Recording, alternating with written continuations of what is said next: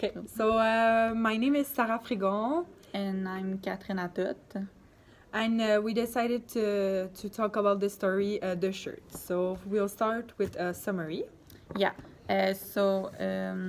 Long story short, the uh, uh, The principal character.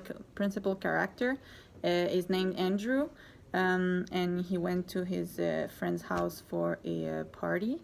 And when he was there, he noticed a guy with a Dior shirt, and he knew it was a Dior shirt because he used to own one, the same one. But his had like a cigarette burn between buttons because his friend tried to hug him, but he missed and his cigarette burned the fabric. Yeah. Um, Also, during the party, Andrew met a Chinese girl, and it brought back memories from his trip to Thailand. Well, he lived there for 2 years to teach English. And then later during the party, he went to buy beer with the guy in the Dior shirt. And that's when they started talking, and they realized that they used to date the same girl, and the shirt that the guy was wearing was actually his old shirt, and he realized that his ex-girlfriend stole it from him and gave it to this guy. So that's The summary yeah. of the story.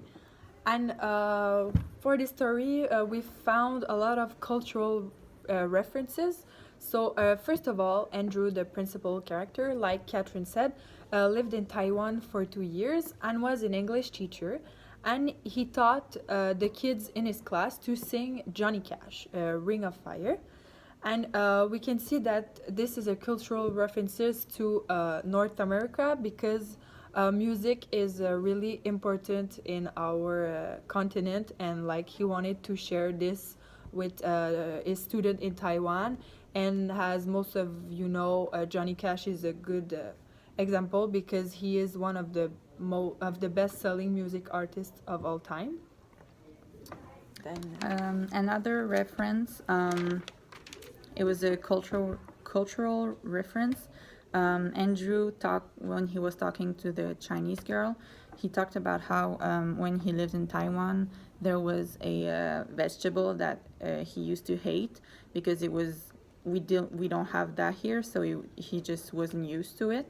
But then when he moved back here, he actually started to crave it. So I think it shows how when he used to live there that he was kind of homesick and he didn't really understand their culture. But then when he moved back here, he realized that it wasn't that bad. Also, during the party, he met a girl named Selena, and he said, she smiled at me then in this way that reminds me of my old girlfriend, Jiwana. It wasn't just because she had that same accent where the consonant curve around the vowels, like cupped hand.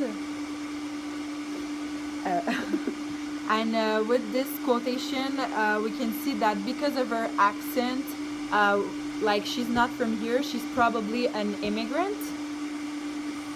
So, like, she doesn't speak French and English. Also, Andrew said that he really liked teaching English in Taiwan, and that his favorite verb tense was present perfect. And we can see references to the English language because present perfect only exists in English, and it changed the way that you think about time.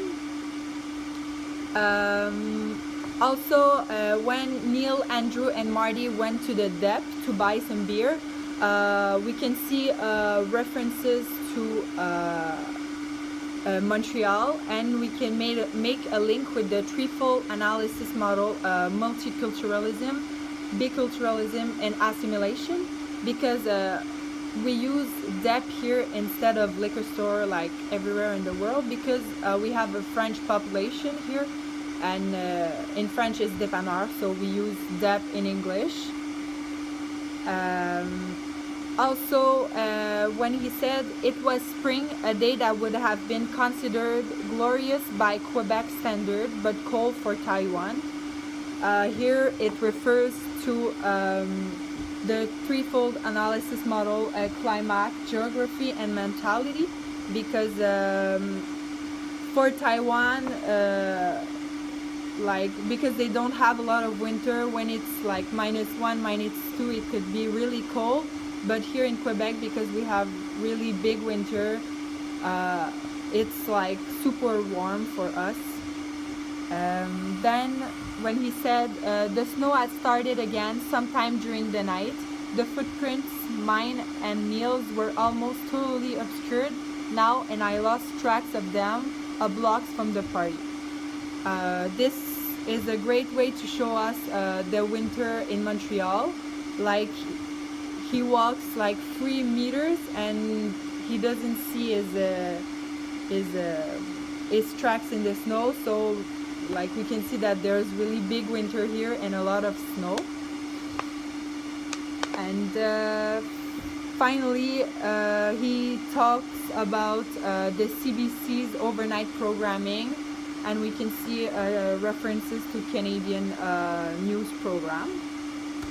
And lastly, there's another snow reference. They describe like the snow, and it says it's too powdery, too crunch, or even squeak. It absorbed our footsteps like heavy felt. So this is like a description of the snow that we as Canadians can understand, because we have experienced snow. But I think if you are from a different country where there's no snow, you wouldn't really understand the reference here. So yeah. So finally, for this story, the most important links that we made was with two threefold analysis models, so multiculturalism, biculturalism, and assimilation, because of like the language English and how it's used here, and climate, geography, and mentality, because of all the references to snow.